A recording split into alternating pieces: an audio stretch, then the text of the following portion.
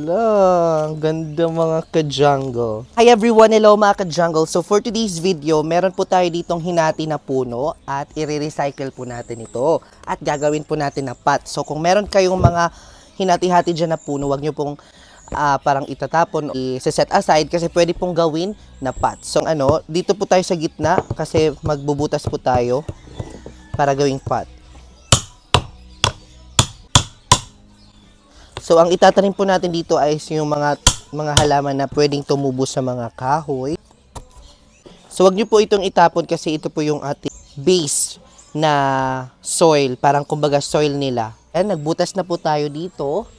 Ito po ang halaman na gagamitin natin. Ito po ang tinatawag na chandelier plant. So, itrim muna natin yung mga ugat. Trim muna natin ito. So, ilalagay po natin yan dyan.